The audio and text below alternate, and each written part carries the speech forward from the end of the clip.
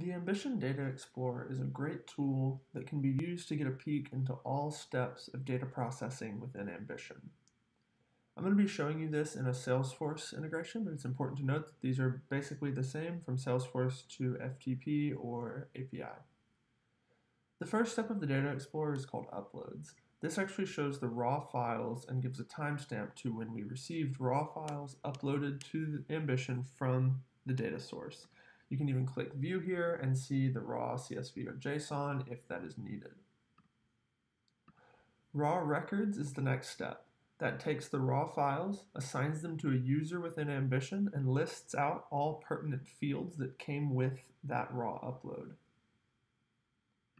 After that, we have processed records, which takes those raw records, validates them against metric logic, makes sure that the employee or user within Ambition is active at the time, and gives it a value based on the data that we received from the upload.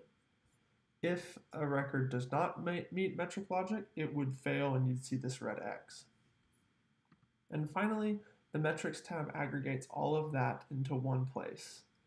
This is really helpful when somebody reaches out and says, my user, Mrs. Salesforce, shouldn't have 6 activities. You can come here and see that Ambition is showing 6, and we can actually click Explore and explore back to the processed records, and this will list the 6 records that count for Mrs. Salesforce activities.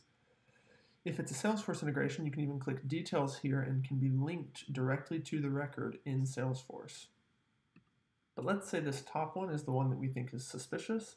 We can go ahead and explore that back to raw records and see the actual record that was generated from the upload, when we got it, and all pertinent record details.